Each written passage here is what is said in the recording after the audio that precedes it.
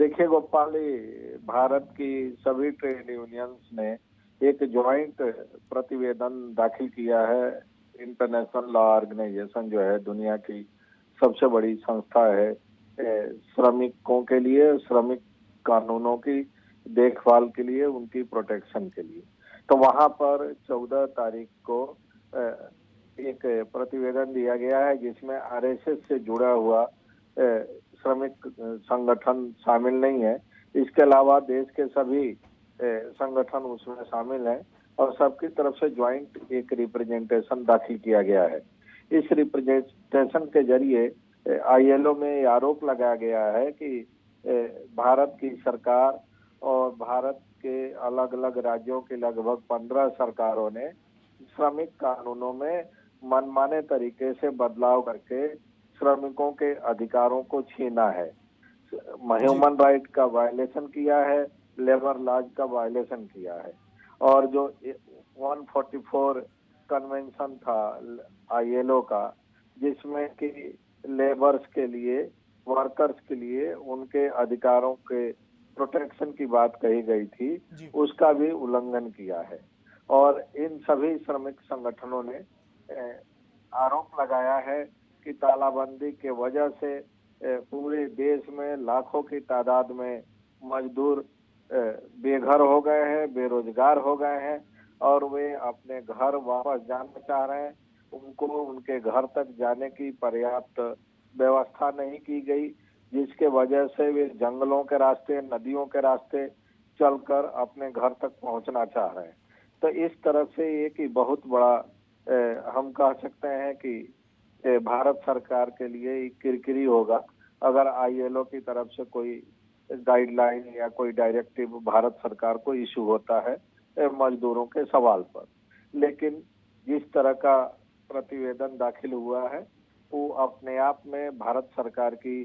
पूरी दुनिया में एक छवि बिगाड़ने के लिए पर्याप्त है। जी, निश्चित रूप से पूरे दुनिया में भारत की छवि वाशन जी लगातार बिगड़ रही है, लेकिन इसको लेके जो दबाव भी लगातार राज्य सरकारों पर देखने को मिल रहा है, क्योंकि एक तरफ मजदूरों को पलायन भी लगातार बड़ा मुद्दा देश में बना हुआ है, उसके बाद मजदूरों को रोजगार देने की जो बातें राज्य सरकारें कर रही हैं, लेकिन कहीं ना कहीं जो श्रम कानूनों में संशोधन है उससे उनका शोषण ही होगा। श्रमिक संगठनों की तरफ से जो आरोप लग रहा है वो इसी तरह के आरोप लग रहा है कि देश की लगभग 15 राज्य सरकारों ने मनमाने तरीके से श्रमिक कानूनों में संशोधन कर दिया। जो नई व्यवस्था की गई है उससे श्रमिकों का शोषण और बढ़ेगा, उनकी बेरोजगारी बढ़ेगी, उनका जो ह्यूमन राइट और जो रोजगार का अधिकार था उस पर हमला होगा। तो इस तरह से इसी के खिलाफ आईएलओ में यह प्रतिवेदन दाखिल किया गया है भारत की लगभग सभी श्रमिक संगठनों की तरफ से। उसमें बीएमएस शामिल नहीं है। बीएमएस आरएसएस से एफिलिएटेड ऑर्गेनाइजेशन है और बीएमएस ने उस प्रतिवेदन पर हस्ताक्षर नहीं किया है। बिल्कुल, आरएसएस की तरफ से जिस तरीके से मजदूरों के हक की बात करने की बातें की जाती हैं, लेकिन चूंकि उनकी सरकारें केंद्र में हैं और कई राज्यों में हैं और इसके बाद इस तरीके की चीज़ मजदूरों के हक में आवाज़ ना उठाना, क्या सर इसको माना जा सकता है कि मजदूर संगठन जो आरएसएस का है उसको लेके भी अब बगावती सुर या फिर उसे बायकॉट करने की चीज़ें अब हो सकती हैं देश के अंदर? देखिए, बीएमएस की मजबूरी है कि वो केंद्र सरकार के खिलाफ कोई उस तरह का एग्रेसिव पोस्चर नहीं ले सकते, क्योंकि उनकी जो अकाउंटेबिलिटी है, उनकी जो प्रतिबद्धता है, उनका जो पेरेंट ऑर्गेनाइजेशन है आरएसएस, आरएसएस ही बीजेपी का भी पेरेंट ऑर्गेनाइजेशन है। और बीजेपी हो, बीएमएस हो या इस तरह के सैकड़ों ऐसे फ्रंटल ऑर्गेनाइजेशन है जो कि आरएसएस से ही गवर्न होते हैं, आरएसएस से ही कंट्रोल होते हैं।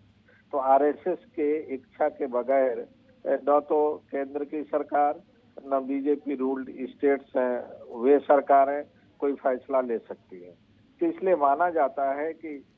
दिखाने के लिए भले ही बीएमएस श्रमिकों के मामले में सरकार की आलोचना करे, लेकिन जब कभी निर्णायक लड़ाई की बात आएगी तो बीएमएस कभी सरकारी फैसले के खिलाफ न तो कोई आंदोलन कर सकता है और न उस तरह का तीव्र विरोध कर सकता है जिस तरह का तीव्र और आक्रामक विरोध दूसरे श्रमिक संगठन करते रहे हैं।